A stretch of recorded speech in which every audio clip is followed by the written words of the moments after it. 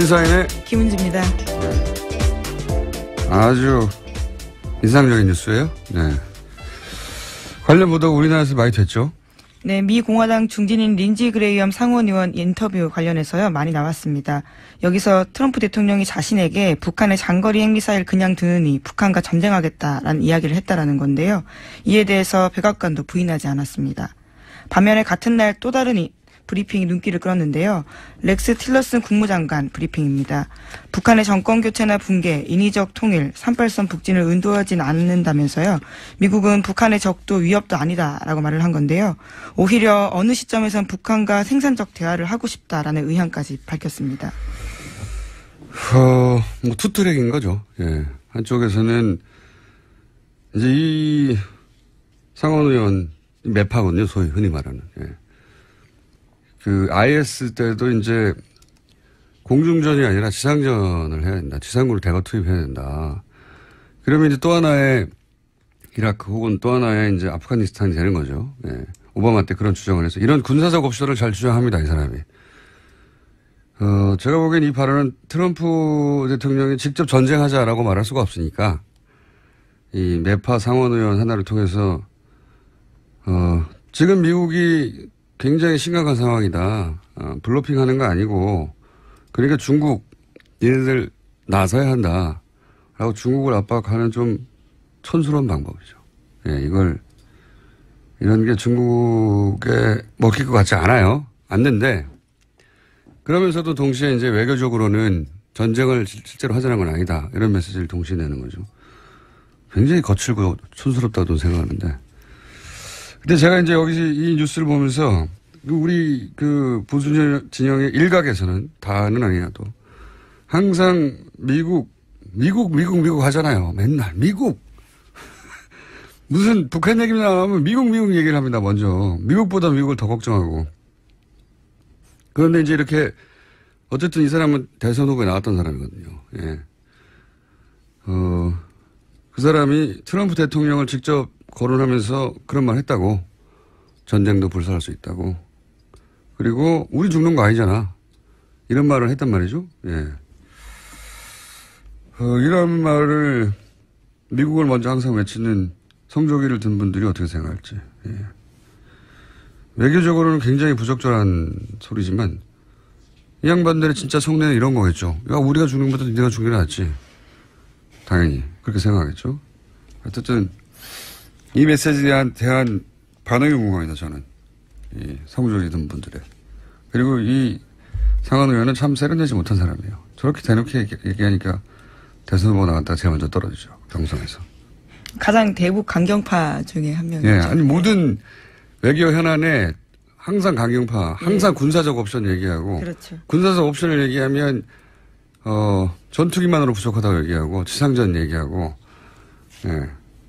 그런 사람이긴 한데 궁금한 건 저는 우리 태극기 집회하신 분들의 반응입니다. 뭐라고 하실지 그런 인터뷰가 없더라고요. 자, 이런 일이 있었고요. 오늘 그렇지 않아도 미국 하도 복잡해가지고 미국 따로 한번 3부입니까? 4부입니까? 다룹니다. 자, 다음 뉴스는요? 네, 계속해서 삼성 이재용 부회장 재판 소식 전해드리고 있는데요. 어제 이재용 삼성전자 부회장의 피고인 신문이 있었습니다. 직접 발언이 나온 것이어서요. 많은 뉴스들이 쏟아졌는데요. 이 부회장은 뇌물 혐의를 모두 부인했습니다. 2015년 7월 박근혜 전 대통령 독대 당시에 정유라 씨가 누구인지 승마 선수인지 전혀 몰랐다라고 진술했고요.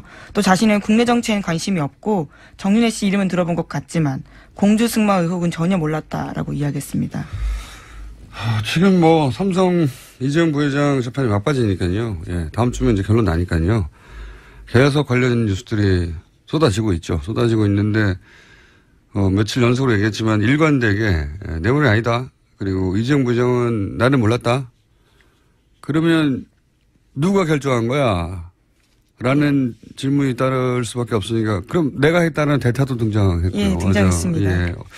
독대 당시는 이제 이 얘기가 자기는 정유라가 누군지 모르니까 뇌물이 성립할 수 없다는 얘기죠.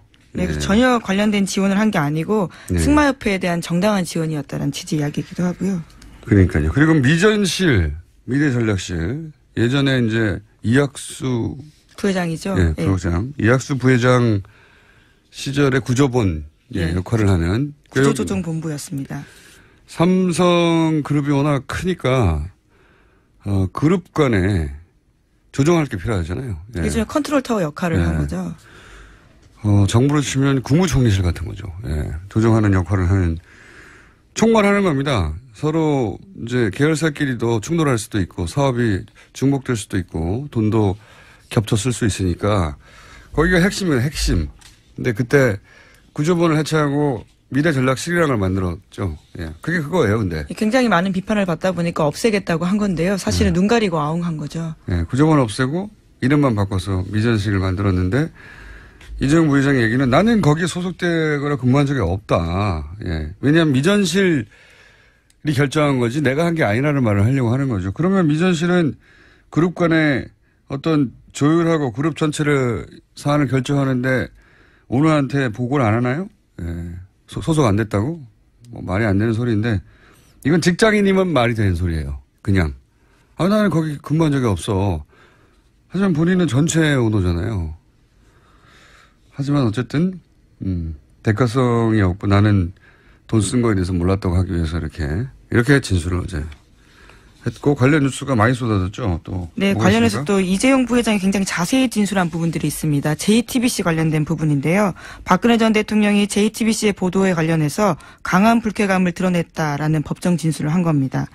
2016년 2월 당시였다라고 하는데요. 그때 박근혜 전 대통령의 관심사는 JTBC 보도였다라는 겁니다. 그러면서 자신에게 홍석현 회장이 외삼촌 아니냐, JTBC가 나라를 생각한다면 그럴 수 있냐, 라면서 강하게 불만을 표시했다고 합니다. 또 심지어 이적단체라는 표현까지 쓰면서 JTBC를 공격한 거죠. 이 진술의 목적도 결국 같은 거예요. 뭐냐면 아니 박근혜 최순실 요구사항 왜 들어줬어 그러면 그 자체가 주고받은 거래 아니냐. 이런 추궁이 있을 수밖에 없잖아요. 법정에서도.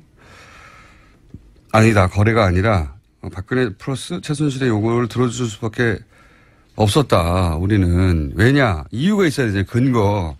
그중에 하나를 내세운 거거든요. 이게 결국은. 그냥 JTBC를 박근혜 전 대통령 욕했다가 아니고 이제 JTBC가 박근혜 정권의 비판적인 거는 삼성이 정치적 의도가 있어서 그런 거 아니냐. 라는 식으로 말을 했다고 자기들은 받아들여서 그런 의혹을 풀기 위해서는 그 말을 들어줄 수밖에 없었다. 그러니까 박근혜 전 대통령이 JTBC를 언급한 것은 아니 같은 삼성 일가인데 홍석현 회장한테 말을 해가지고 JTBC가 정권 비판을 좀 못하도록 해라. 이런 부탁 혹은 뭐 발끈. 본인 입장에서 협박 받았다라는 그렇죠. 거죠. 발끈 이런 건데 그러니까 홍 회장이 자기 정치하려는 거 아니냐 이런 의도의 말.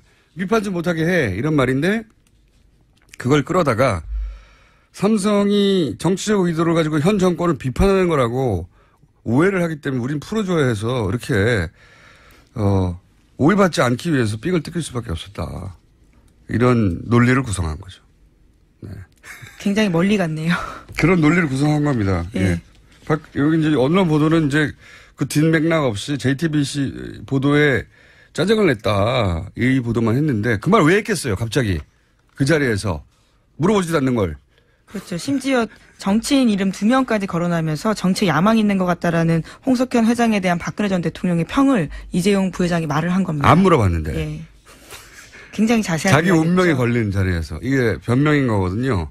아니, 그게 아니고 대통령이 삼성이 지금 정치적 목적 때문에 현 정권을 지금 공격하는 거라고 하니까 그게 말이 되는 소리예요?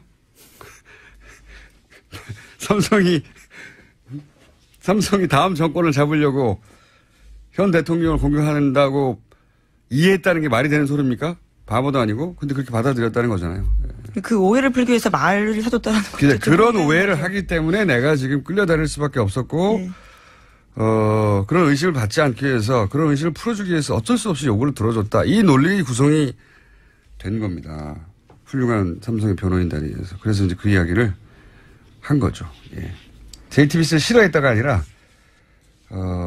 삼성이 정치적 야욕 때문에 전 정권을 공격한다고 생각하기 때문에 그 말을 하려고 이 말을 꺼낸 거예요. 해설을 하자면.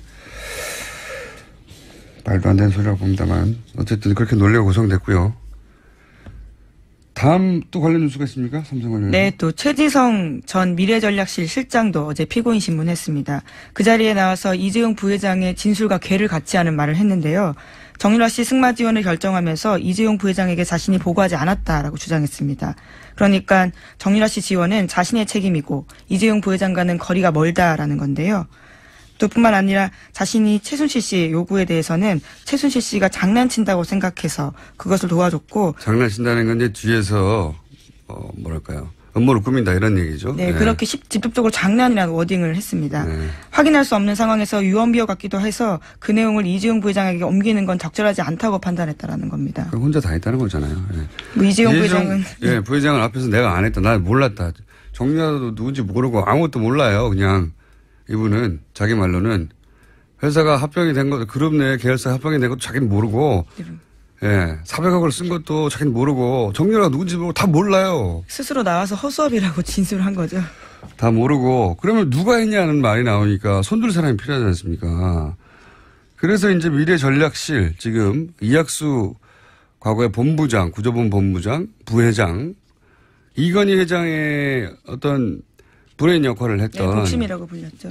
이학수 본부장의 역할을 했다고 볼 수 있는 딱 그 자리죠. 자리도. 미래전략실 실장이니까 낮은 것 같잖아요. 아니에요. 부회장입니다. 네, 이분은 삼성전자 부회장, 삼성전자 사장하고 부회장하고 삼성그룹, 그룹의 넘버 2 되는 거죠. 직책상으로는. 그 사람이 이제 나와서 자기가 했다고. 보고 안 하고.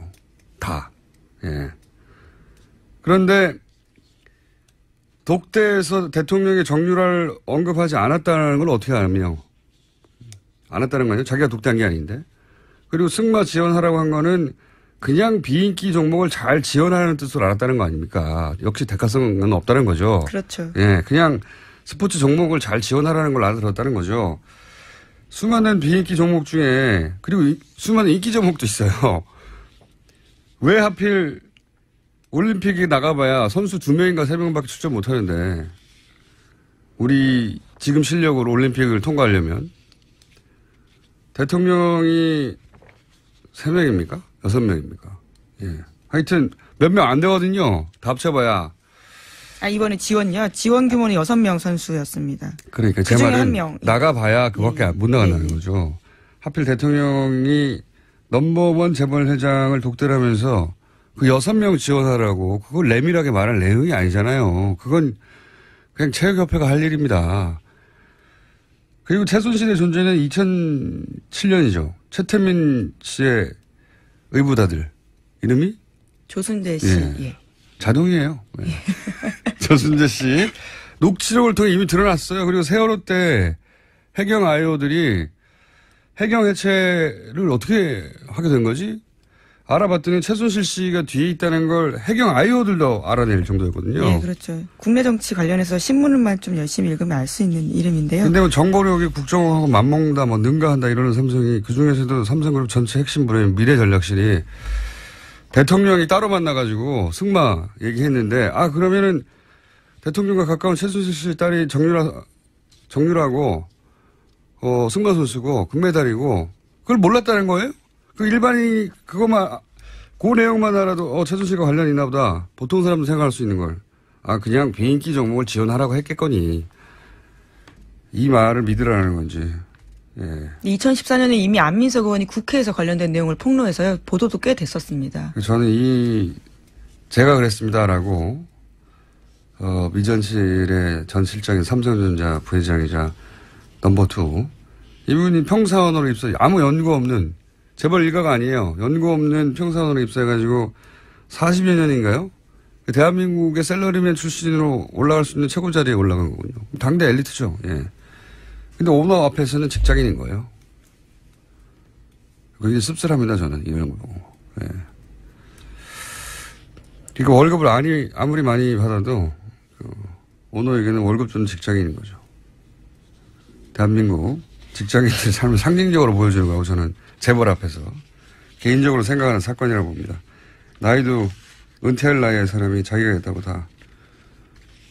자기 혼자 다 했겠어요? 저는 말이 안 된다고 생각하는데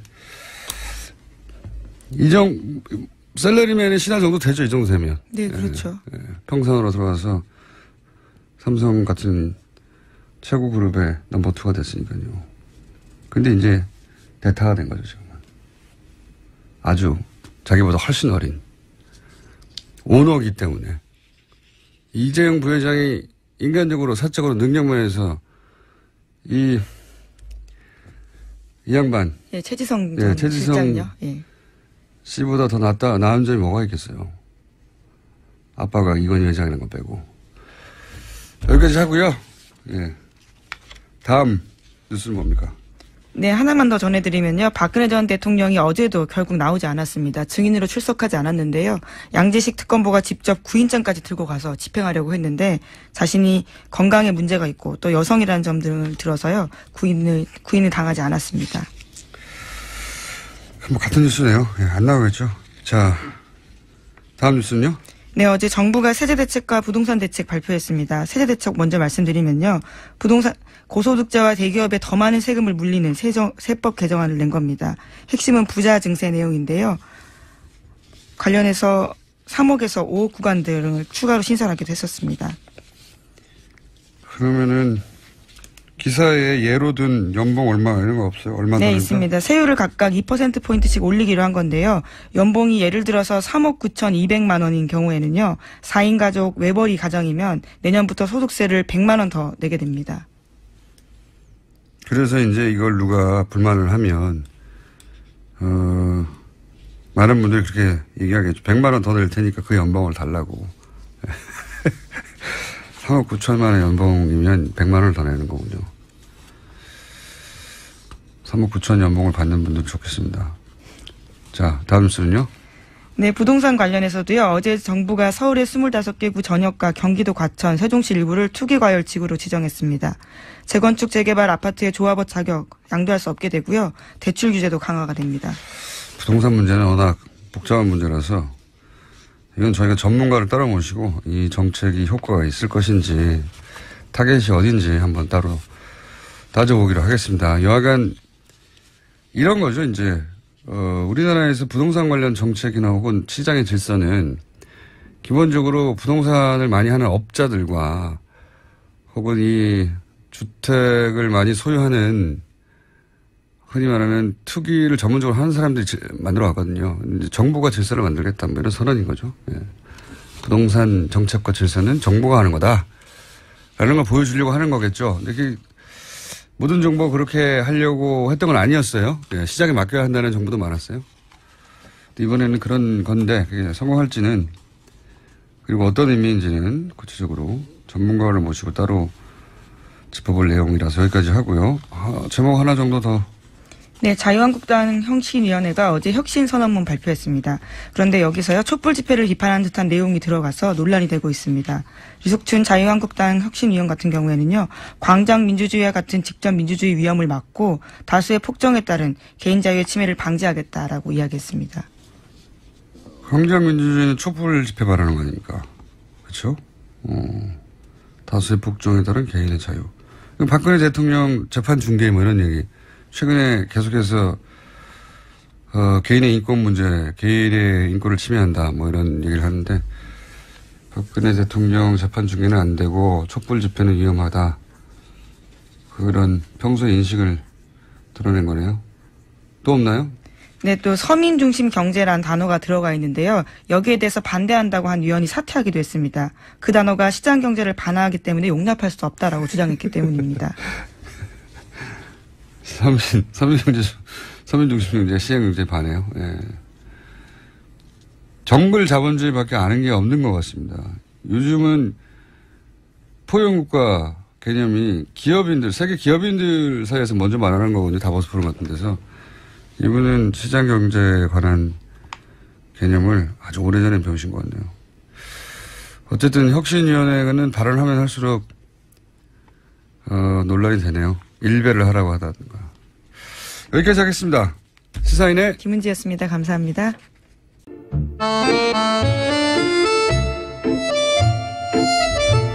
여의도의 톰과 제리 내부자들 더불어민주당 안민석 의원 나오셨습니다.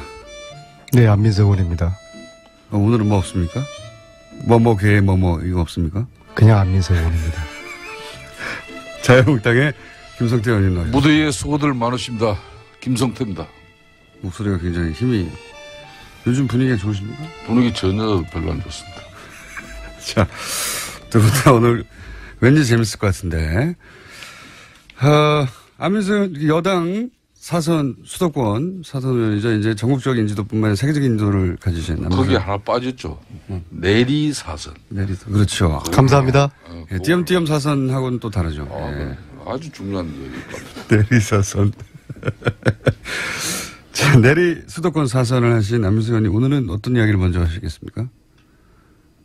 오늘이요? 네. 오늘 제가 오후에 그 TBS라고 KBS 여기가 보다 요즘 잘 나가는 TBS 교통방송에서 북 콘서트를 저를 초청을 해서 콘서트 작전이 이게 100명이 정원이었는데 뭐 아주 삽시간에 100명이 됐어요? 찼다는 이야기를 들었고요. 네. 네. 근데 그거보다도 오늘 제가 지금 이렇게 북 콘서트를 하는 게 이제 최순실 재산 몰수를 해야지 이 전쟁이 끝난다. 그래서 이제 특별법 불후의 명저 끝나지 않은 전쟁을 가지고 국민들에게 호소를 하고 있는데요. 특히 오늘 밤 9시 30분에 이제 몇 개 화산이 터집니다. 최순실 재산 관련해서. 화산이요? 네, 이번에 제가 독일 갔을 때, 저희 독수리. 또 광고하네요, 또 광고. 저희 독수리 오영재 말고 이제 JTBC. 스포트라이트. 봉지욱 기자를 제가. 이름까지. 반 협박하듯이 해서. 봉주옥 기자요, 봉지욱. 봉지욱 기자님. 제가 미국 텍사스 갈 때도 억지로 끌고 갔던 기자인데요. 그래서. 몇 시합니까? 기왕하는 김에 자세히 하죠. 몇 시합니까? 손석희 뉴스룸 끝난 다음 9시 반에 합니다. 9시 반에 JTBC 스포트라이트에서. 지금 특히 최순실 재산이 어떻게 처분되고 있는지 경악할 만한 현장을 우리 국민들이 보시게 될 거고요. 현장을. 그 이야기를 못 해가지고 지금 한 일주일 내내 지금 삼성이 뭐 저 최순실한테 돈 준 거 모르고 줬다. 이재용한테 보고도 하지 않았다. 모르고 줬다. 이건 뭐 뭐 그냥 조그만 중소기업도 이러지는 않을 텐데요. 언제 삼성이 이렇게 망가졌습니까? 예? 아무리 정말 살고 싶어도 그래도 기본적인 국민들에게 지켜야 될 금도가 있는 건데 금도까지 무너뜨리면서 언어를 구해야 되니까요. 네, 참 그런데 아무튼 그런 것들 포함해서 오늘 스포트라이트를 보시면은 자, 그러면 삼성과의 연관관계도 다 나옵니다. 혹시 JTBC 가서 오늘 화산이 몇 개 터집니다. 인터뷰 하십니까? 난 정말 제가 지금까지 세상 살면서 많은 방송에 또 출연도 했지만 다른 방송 타 방송에서 이렇게 제작한 그런 방송물을 갖다가 참 교통방송 난 희한한 방송이네. 이런 방송 처음 봅니다. 자, 그러면은 죄송합니다. 잘못했습니다. 김어준 공장장은 뭐 하여튼 그럼 제가 오늘 9시 반 스포트라이트 보시라는 이야기 제가 취소하도록 하겠습니다. 최순실 일가 뭐 이렇게 뭐 부정축제 재산을 이렇게 빼돌리고 거래하는 그 아마 현장을 안민석 의원이 갔다 왔는데. 뉴스는 끝나고 9시 반에 스포트라이트 한다는 이야기 취소하겠습니다. 그럼 지난번 취소할게요. 방송에는 이 방송에서 그 이야기를 안 하고 JTBS에서 영업비밀이라고 그러면서 완전 배신. 이야기 안 할 때 배신 때렸다 그러고 되게 서운해하더니 그 일주일 사이에 어떻게 또 사람이 그렇게 변했어요. 아니, 저는 이제 그 얘기를 이제 막을 수가 없으니까요. 기왕하는 거 제대로 하시고. 이거 취소할게요. 9시 반에 스포트라이트 보지 마세요. 손석희 사장님하고 인터뷰할 때 뉴스공장 얘기를 하세요. 그러면. 뭐 물어보시면 손석희 사장님이 이 이야기는 뉴스공장에서 하기로 이야기입니다. 이 답변을 꼭 한 번을 하세요. 그러면. 알겠어요. 그러니까 김성태 의원님 오늘 9시 반에 스포트라이트 보지 마세요. 그 최순실 일가의 부정축제 재산을 환수해야 국정농단 세력과의 전쟁이 진정으로 끝난다는 그런 안민석 의원의 진정성과 절규는 저도 상당히 높게 평가를 합니다. 그래서 동참하신 거 아닙니까? 저도 그 법안 그래서 이제 동참을 한 건데 뭐 푸콘스도 어디 다니면서 유일하게 한 사람 한 게 자기하고 인간적인 관계 때문에 했다 그러고 이 뭐 소신도 참 진정성도 뭐 이렇게 참 날라가고 그렇게 이야기한 적은 없고요. 제가 저 때문에 마지못해 했다고 이렇게 이야기를 했고요. 근데 사실은 그러면서도 가끔씩 정말 소신 있는 우리 자유한국당 정치인으로서 김성태 의원님에 대한 칭찬을 제가 간간히 하고 있어요. 지금 바른정당은 혹시 한 사람의 바른정당만 유일하게 아무도 없지 않습니까? 자유한국당조차 김성태 의원이 한 분 계신데. 바른정당 같은 경우에 좀 저한테 질문한 거 아닙니까? 맞습니다. 예. 제가 이렇게 이 법안을 준비하면서 두 가지를 공격을 할 것이다 우려를 했거든요. 하나는 위원회 소지, 공소시효를 없애는 위원회 소지 이걸 가지고 공격할 것이고 두 번째는 재판 끝날 때까지 기다리자. 이 공격을 할 거로 봤는데 그 사이에 돈을 다 빼돌리면 어떻게 해요? 그러니까 지금 이제 자유한국당에서 내는 이야기들이 딱 요 이야기를 지금 하고 있는데요. 그 현행법으로 안 되기 때문에 특별법을 만들자는 건데 위헌 이야기를 하면은 특별법 반대한다는 거고요. 특별법 하지 말자는 거죠. 김성태 의원님도 거기에 끄떡끄떡 하시는데요. 그다음에 재판 끝날 때 기다리자. 그러면 대법원까지 가면 이게 3년 4년 걸릴 텐데 그 사이에 최순실 재산 다 팔아치울 텐데 이거 최순실 재산 몰수하지 말자는 거죠. 차라리 그냥 반대한다고 그냥 당당히 이야기하죠. 재산 몰수에는 찬성하나 특별법은 반대한다. 이거 완전히 이게 전형적인 이제 박쥐 정치예요. 낮에는 네 발 달린 짐승이다. 밤에는 그 날개 2개 달린 새다. 이게 박쥐 정치거든요.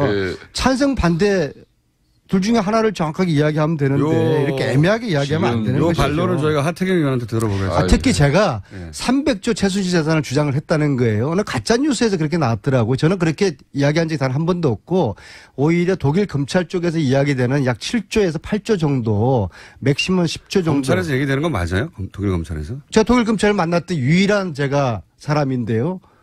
독일 검찰 제가 안 만난 걸 만났다고 하겠어요? 그때 주진우 기자 아니 주진우 안원구 기자 국장한테 물어보세요. 우리 같이 독일 검찰 최순실 정유라를 조사를 하고 있는 그 독일 검찰의 입에서 그 정도 액수가 나왔다.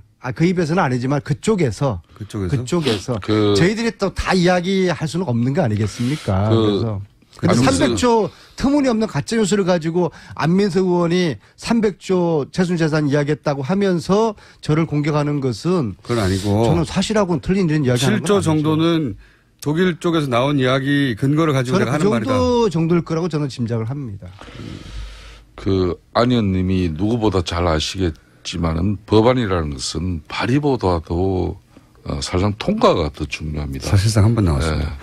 법안 발의는 의원들이 헌법기관이기 때문에 할 수 있죠, 누구나. 모든 자기 소신과 뜻과 또 준비만 되면 할 수 있죠.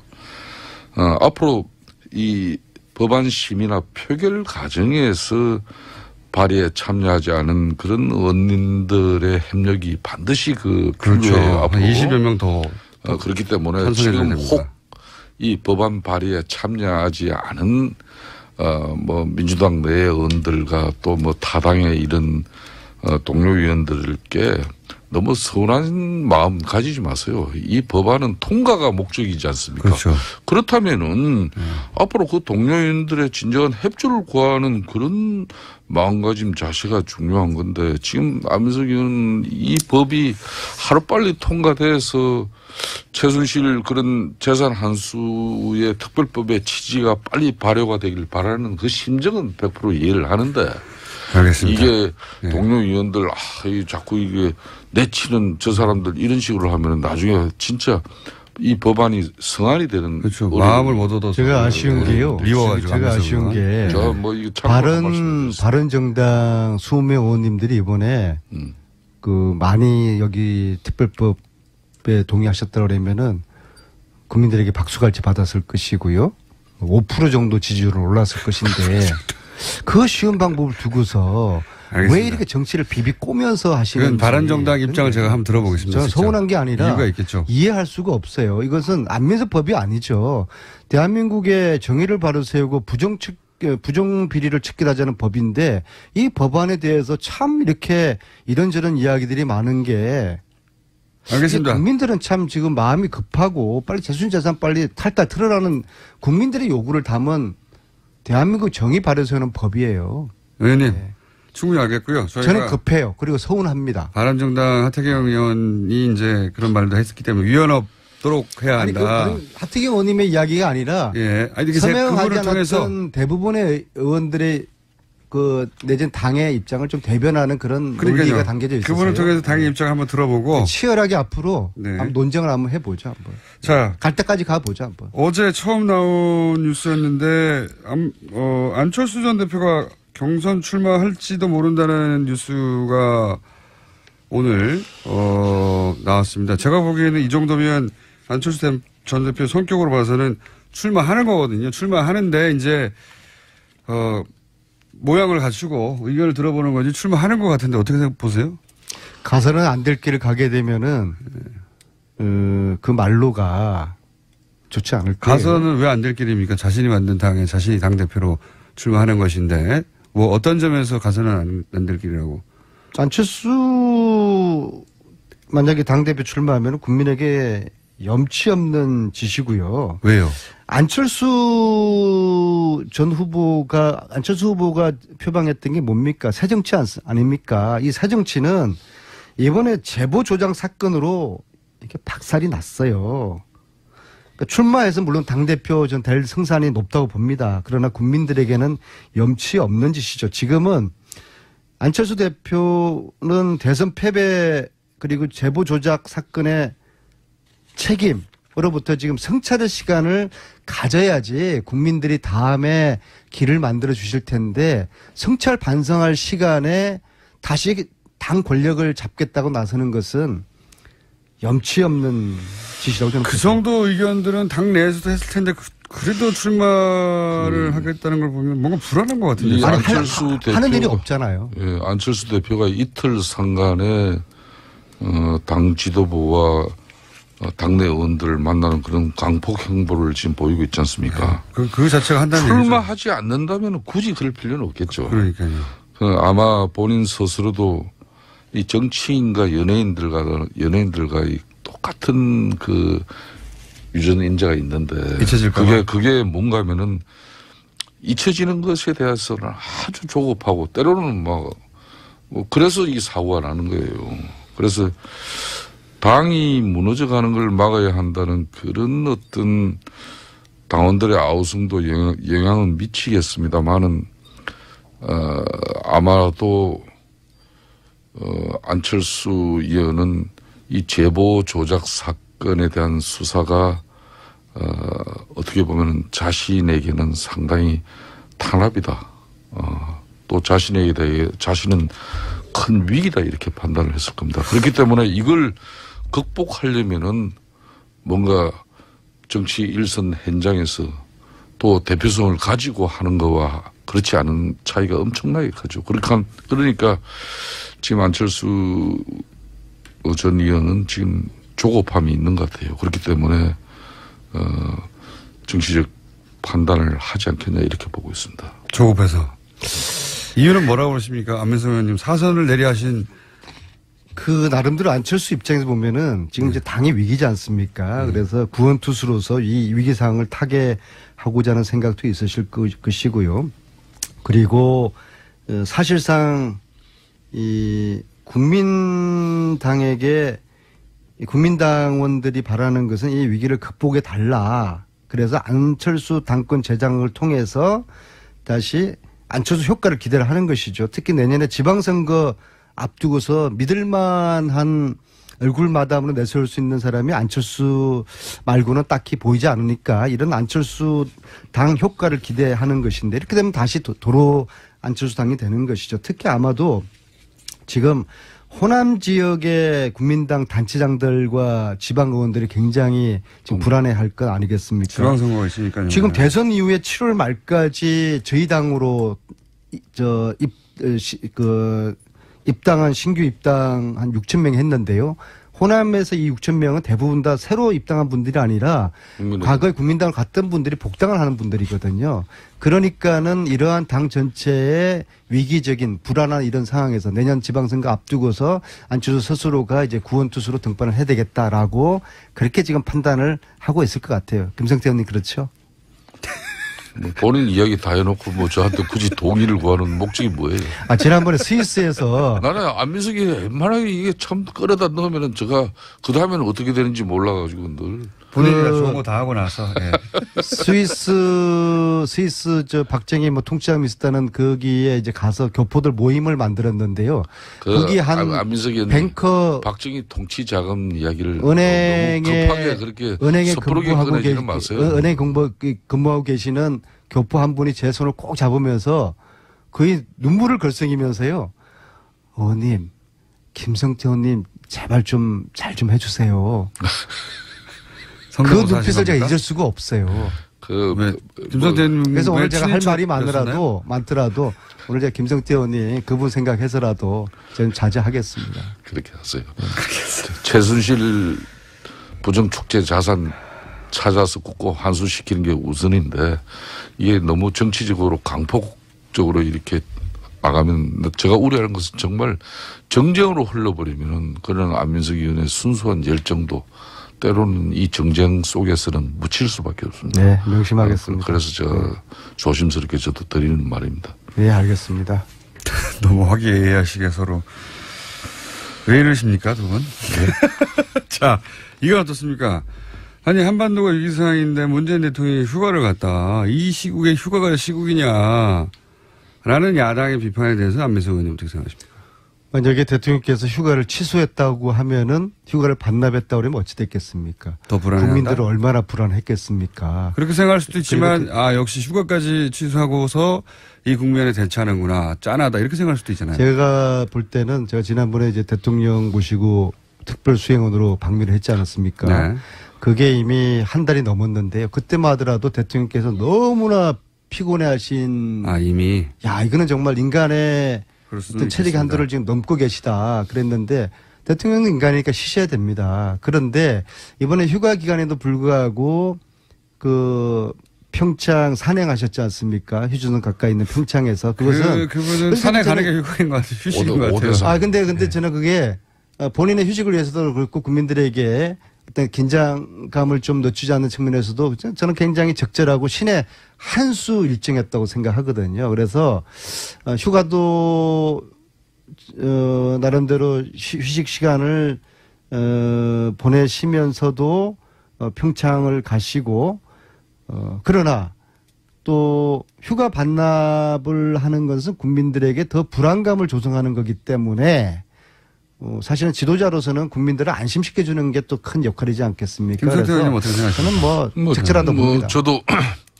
전임 대통령들도 이 재임 시절에 대체적으로 내수 진작을 독려하면서 이렇게 공개적인 휴가를 갔다 왔죠. 휴가는 문제 없다고 생각하십니까? 뭐 그런 측면에서 대통령이 휴가를 가는 것까지 타이밍을 말하는 거죠. 이렇게 뭐라 해서는 안 된다고 봅니다. 다만 대통령도 휴식도 필요하지만은 이 국정 그리고 국가 안보를 위해서는 좀 일관성을 유지해 주는 그런 게 중요하죠. 북한이 이렇게 도발하기 하루 전날 우스꽝스럽게도 우리 정부는 사드 배치 문제만 가지고 보더라도 일반 환경 영향 평가를 실시한다고 그랬지 않습니까? 그 뒤에 대통령이 바로 북한이 이렇게 도발하니까 사드 배치해라. 이렇게 임시지만은 지시를 했는데 이런 게 좀 보면은 좀 그렇습니다. 그래서 제가 휴가는 가시더라도 사드 임시 배치가 아니라 좀 완전 이 배치라고 왔어야 국가 안보 특히 한미 동맹 관계에서 북한을 갖다가 이런 지금 대하는 자세나 태도가 상당히 일관성이 있어야 됩니다. 지금 민주당 내부에서도 뭐 어제 제가 그 방송하는 걸 아주 외교 안보 전문가 분이 있는데 그분도 이야기가 대화와 이런 압박인데 지금 양쪽을 다 구사하고 있잖아요. 지금은 대화보다는 강압 그분 표현이 강압입니다. 이게 북한을 압박을 미국과 같이 해가지고 어떻게든 북한이 핵을 포기하고 또 세계 평화의 이런 위험 요소로 남지 않아야 되는데 그걸 제일 이 38선을 앞두고 지금 현재 한국 대통령이 대한민국 대통령이 이게 판단이 자꾸 오락가락하면 안 되는 거죠. 그러니까 이번에 휴가 가셔가지고 그런 걸 깨끗하게 정리하셔가지고. 그러니까 구체적으로 어떻게 되는 겁니까? 사드를 그러면 환경 영향 평가 없이 바로 배치하는 거로 결정하라 이건 거예요? 그럼 사드 배치도 왜 지금 국방부에서 청와대 결정만 나기 기다리고 있습니까? 그러면 성주 사드 배치장 앞에 그 일부 주민들이 미군 이 군사 차량 이렇게 진입 자체도 지금 상당히 어려운 여건 속에서 이 제대로 지금 사드 이 대통령이 해라 그래도 지금 설치를 못 하고 있어요. 이런 나라 어디 있습니까? 아니 그러니까 사드를 환경 영향 평가 없이 즉시 설치하는 것이 자유한국당의 입장인 건가요? 저는 국가 안보를 위해서는 얼마 전 내린 문재인 대통령의 그런 결심에 대해서는 우리 국민들이나 또 민주당 내에서도 일부 뭐 뜻을 또 좀 달리하는 언들도 계시지만 이런 때는 저는 초당적으로 그런 부분은 다들 환경영향 평가 없이 바로 사드를 배치하자. 대통령 지시는 그거 아닙니까? 환경영향 평가는 해서 최종적으로 1년 후에 결정하되 임시로 배치하라는 게 지금 현재인데. 투명한 절차, 국가 안보를 위하는 문제에 언제 투명한 절차를 가지고 그 투명한 절차라는 것은 그러니까 환경영향 평가는 필요 없다. 미국에서 판단할 때는 대통령은 분명히 지금 설치를 하라는 건데 투명한 환경영향 평가. 그러면 그걸 1년 있다가 하라는 거예요? 말이 앞뒤가 안 맞는 거예요. 앞뒤는 맞습니다. 지금은 임시고 1년 후에 최종 배치하라는 건데 자유한국당은 그러면 1년 후에 하지 말고 지금 하라. 이건 지금 북한은 계속 ICBM이다 뭐다 지금 이렇게 매일 도발 행위를 하고 있는데 그러니까 지금 하라는 거 아니에요? 언제 지금 1년 환경영향평가 기다리고 사드 배치를 합니까? 일비일이 하면 안 되고요. 사드 관련해 가지고는 지난번에 문재인 대통령께서 미국 가셔서 절차적 민주주의에 대한 그 동의를 미국으로부터 얻었지 않았습니까? 그래서 환경영향평가에 대한 동의가 한미 간에 지금 있는 거거든요. 안민석 의원님은 환경영향평가는 반드시 해야 된다는. 네, 그것이 미국과 한국 간에 지금 서로 그 합의하에서 진행되는 합의라기보다도 미국의 동의를 얻은 거거든요. 그럼 환경영향평가 결과가 부정적이면 지금 민주주의 배치도 걷어낼 수 있다는 게. 그거는 뭐 어떤 결과가 여러 가지 다양하게 나올 수 있으니까 그때까지 지켜보면서 또 다양하게 변하는 국제 질서를 지켜볼 그런 또 기회도 우리가 가지는 것은 우리 측으로 봐서는 나쁜 건 아니죠. 안민석 의원님. 우리는 조그만 약소국이 미국 눈치, 중국 눈치 보면서 강대국 사이에서 방송에서 적절할지 모르지만은 갈팡질팡한 이야기입니다. 예? 지금 현재 집권당 이제 내리 사선 의원님은 안민석, 예, 김성태 의원님. 국가 안보를 우선시해야죠. 성이 정치적 의도를 가지고 현 정권을 비판하는 거라고 오해를 하기 때문에 우린 풀어줘야 해서 이렇게 오해받지 않기 위해서 삑을 뜯길 수밖에 없었다. 이런 논리를 구성한 거죠. 네. 굉장히 멀리 갔네요. 그런 논리를 구성한 겁니다. 예. 예.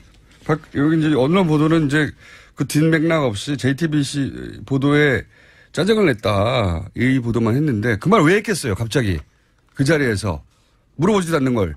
그렇죠. 심지어 정치인 이름 2명까지 거론하면서 정치에 야망 있는 것 같다라는 홍석현 회장에 대한 박근혜 전 대통령의 평을 이재용 부회장이 말을 한 겁니다. 안 물어봤는데. 예.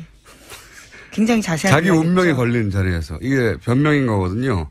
아니 그게 아니고 대통령이 삼성이 지금 정치적 목적 때문에 현 정권을 지금 공격하는 거라고 하니까 그게 말이 되는 소리예요? 삼성이 다음 정권을 잡으려고 현 대통령을 공격한다고 이해했다는 게 말이 되는 소리입니까? 바보도 아니고. 근데 그렇게 받아들였다는 거잖아요. 그 오해를 풀기 위해서 말을 사줬다는 거죠. 그런 오해를 하기 때문에 내가 지금 끌려다닐 수밖에 없었고, 네. 그런 의심을 받지 않기 위해서, 그런 의심을 풀어주기 위해서 어쩔 수 없이 요구를 들어줬다. 이 논리 구성이 된 겁니다. 훌륭한 삼성의 변호인단위에서. 그래서 이제 그 이야기를 한 거죠. 예. JTBC를 싫어했다가 아니라 삼성이 정치적 야욕 때문에 전 정권을 공격한다고 생각하기 때문에 그 말을 하려고 이 말을 꺼낸 거예요. 해설을 하자면. 말도 안 되는 소리라고 봅니다만 어쨌든 그렇게 논리가 구성됐고요. 다음 또 관련 뉴스가 있습니까? 삼성 관련. 네, 또 최지성 전 미래전략실 실장도 어제 피고인 신문했습니다. 그 자리에 나와서 이재용 부회장의 진술과 괴를 같이 하는 말을 했는데요. 정유라 씨 승마 지원을 결정하면서 이재용 부회장에게 자신이 보고하지 않았다라고 주장했습니다. 그러니까 정유라 씨 지원은 자신의 책임이고 이재용 부회장과는 거리가 멀다라는 건데요. 또 뿐만 아니라 자신이 최순실 씨 요구에 대해서는 최순실 씨가 장난친다고 생각해서 그것을 도와줬고. 장난친다는 건 이제 뒤에서 뭐랄까요. 음모를 꾸민다 이런 얘기죠. 네, 그렇게 직접적으로 장난이라는 워딩을 했습니다. 네. 확인할 수 없는 상황에서 유언비어 같기도 해서 그 내용을 이재용 부회장에게 옮기는 건 적절하지 않다고 판단했다라는 겁니다. 그럼 혼자 다 했다는 거잖아요. 예. 뭐 이재용 부회장은. 예, 부회장은 앞에서 내가 안 했다. 난 몰랐다.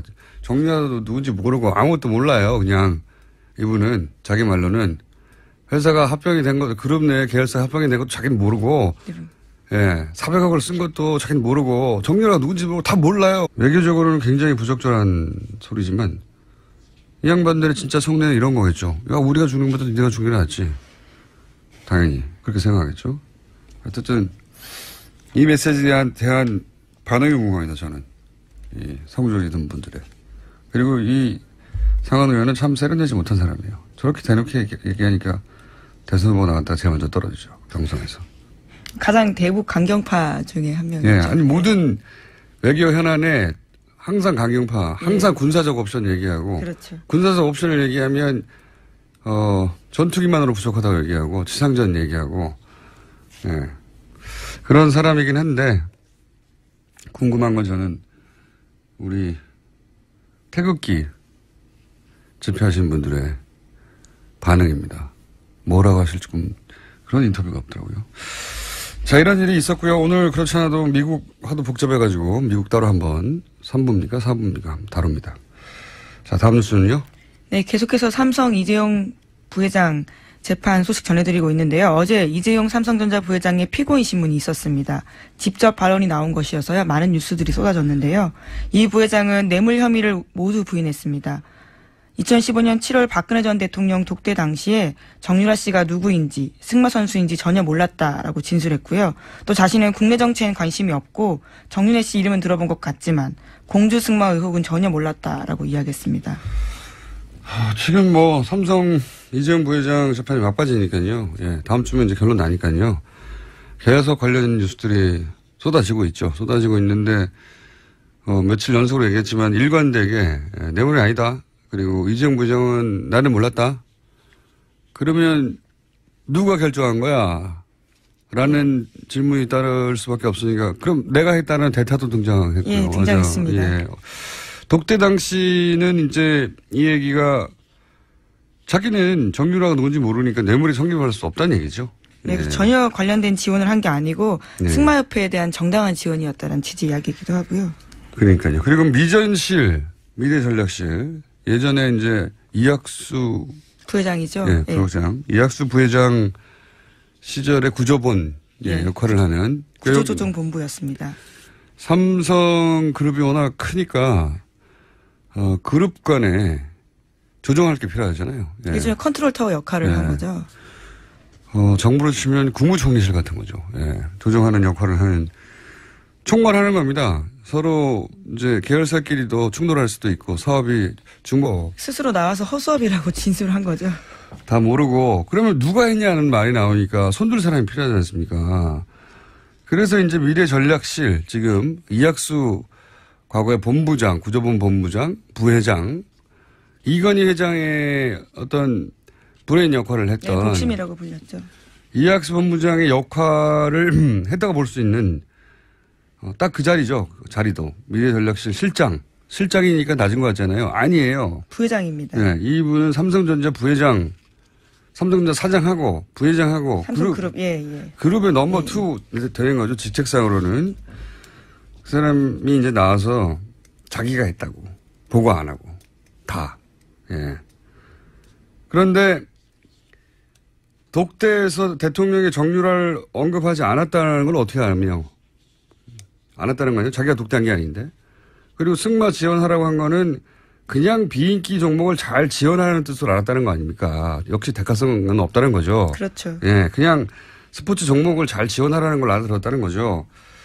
수많은 비인기 종목 중에 그리고 수많은 인기 종목도 있어요. 왜 하필 올림픽에 나가봐야 선수 2명인가 3명밖에 출전 못하는데 우리 지금 실력으로 올림픽을 통과하려면. 대통령이 3명입니까? 6명입니까? 예. 하여튼 몇 명 안 되거든요. 다 합쳐봐야. 이번에 지원요. 지원 규모는 6명 선수였습니다. 그러니까 제 그중에 말은 1명. 나가봐야 그밖에 못 나간다는 거죠. 하필 대통령이 넘버원 재벌회장을 독대하면서 그 6명 지원하라고 그걸 내밀하게 말할 내용이 아니잖아요. 그건 그냥 체육협회가 할 일입니다. 그리고 최순실의 존재는 2007년이죠. 최태민 씨의 의붓아들. 이름이? 조순재 씨. 예. 자동이에요. 네.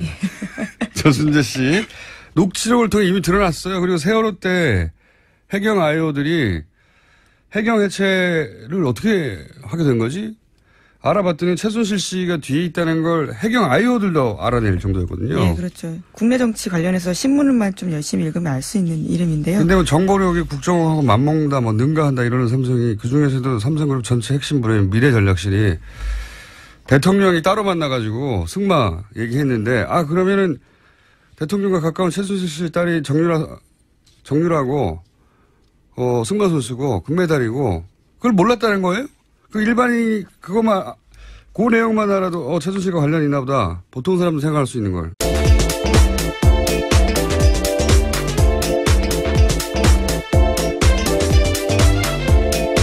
시사인의 김은지입니다. 아주 인상적인 뉴스예요. 네. 관련 보도가 우리나라에서 많이 됐죠. 네, 미 공화당 중진인 린지 그레이엄 상원 의원 인터뷰 관련해서요 많이 나왔습니다. 여기서 트럼프 대통령이 자신에게 북한의 장거리 핵미사일 그냥 두느니 북한과 전쟁하겠다라는 이야기를 했다라는 건데요. 이에 대해서 백악관도 부인하지 않았습니다. 반면에 같은 날 또 다른 브리핑이 눈길을 끌었는데요. 렉스 틸러슨 국무장관 브리핑입니다. 북한의 정권 교체나 붕괴, 인위적 통일, 38선 북진을 의도하진 않는다면서요. 미국은 북한의 적도 위협도 아니다라고 말을 한 건데요. 오히려 어느 시점에선 북한과 생산적 대화를 하고 싶다라는 의향까지 밝혔습니다. 뭐 투트랙인 거죠. 예. 한쪽에서는 이제 이 상원 의원 매파거든요. 소위 흔히 말하는. 예. 그 IS 때도 이제 공중전이 아니라 지상전을 해야 된다. 지상군을 대거 투입해야 된다. 그러면 이제 또 하나의 이라크 혹은 또 하나의 이제 아프가니스탄이 되는 거죠. 예. 오바마 때 그런 주장을 해서 이런 군사적 옵션을 잘 주장합니다. 이 사람이. 제가 보기엔 이 발언은 트럼프 대통령이 직접 전쟁하자라고 말할 수가 없으니까 이 매파 상원 의원 하나를 통해서 지금 미국이 굉장히 심각한 상황이다.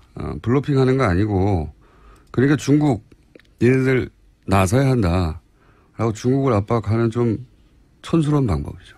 예, 이런 게 중국에 먹힐 것 같지 않아요. 않는데 그러면서도 동시에 이제 외교적으로는 전쟁을 실제로 하자는 건 아니다. 이런 메시지를 동시에 내는 거죠.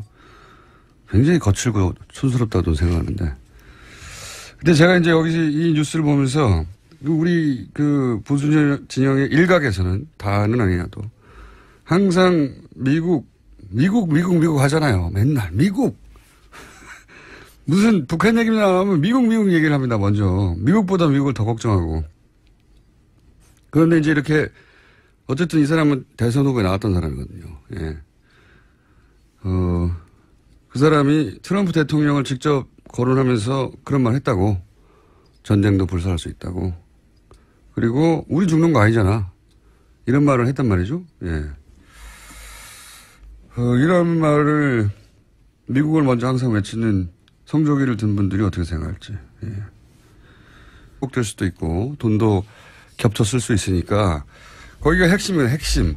근데 그때 구조본을 해체하고 미래전략실이라는 걸 만들었죠. 예. 그게 그거예요, 근데. 굉장히 많은 비판을 받다 보니까 없애겠다고 한 건데요. 사실은 눈 가리고 아웅한 거죠. 예. 구조본 없애고 이름만 바꿔서 미전실을 만들었는데 이재용 부회장의 얘기는 나는 거기에 소속되거나 근무한 적이 없다. 예. 왜냐하면 미전실이 결정한 거지 내가 한 게 아니라는 말을 하려고 하는 거죠. 그러면 미전실은 그룹 간의 어떤 조율하고 그룹 전체를 사안을 결정하는데 오너한테 보고를 안 하나요? 예. 소속 안 됐다고? 뭐 말이 안 되는 소리인데 이건 직장인이면 말이 되는 소리예요. 그냥. 나는 거기 근무한 적이 없어. 하지만 본인은 전체 오너잖아요. 하지만 어쨌든 대가성이 없고 나는 돈 쓴 거에 대해서 몰랐다고 하기 위해서 이렇게 진술을 어제 했고 관련 뉴스가 많이 쏟아졌죠. 또 네, 관련해서 있습니까? 또 이재용 부회장이 굉장히 자세히 진술한 부분들이 있습니다. JTBC 관련된 부분인데요. 박근혜 전 대통령이 JTBC의 보도에 관련해서 강한 불쾌감을 드러냈다라는 법정 진술을 한 겁니다. 2016년 2월 당시였다라고 하는데요. 그때 박근혜 전 대통령의 관심사는 JTBC 보도였다라는 겁니다. 그러면서 자신에게 홍석현 회장이 외삼촌 아니냐, JTBC가 나라를 생각한다면 그럴 수 있냐, 라면서 강하게 불만을 표시했다고 합니다. 또 심지어 이적단체라는 표현까지 쓰면서 JTBC를 공격한 거죠. 이 진술의 목적도 결국 같은 거예요. 뭐냐면 아니 박근혜 최순실 요구사항 왜 들어줬어 그러면 그 자체가 주고받은 거래 아니냐. 이런 추궁이 있을 수밖에 없잖아요. 법정에서도. 아니다. 거래가 아니라 박근혜 플러스 최순실의 요구를 들어줄 수밖에 없었다. 우리는. 왜냐. 이유가 있어야 되죠. 근거. 그중에 하나를 내세운 거거든요. 이게 결국은. 그냥 JTBC를 박근혜 전 대통령 욕했다가 아니고 이제 JTBC가 박근혜 정권의 비판적인 거는 삼성이 정치적 의도가 있어서 그런 거 아니냐. 라는 식으로 말을 했다고 자기들은 받아들여서 그런 의혹을 풀기 위해서는 그 말을 들어줄 수밖에 없었다. 그러니까 박근혜 전 대통령이 JTBC를 언급한 것은 아니 같은 삼성 일가인데 홍석현 회장한테 말을 해가지고 JTBC가 정권 비판을 좀 못하도록 해라. 이런 부탁 혹은 뭐 발끈. 본인 입장에서 협박받았다라는 그렇죠. 거죠. 발끈 이런 건데 그러니까 홍 회장이 자기 정치하려는 거 아니냐 이런 의도의 말. 비판 좀 못하게 해 이런 말인데 그걸 끌어다가 삼성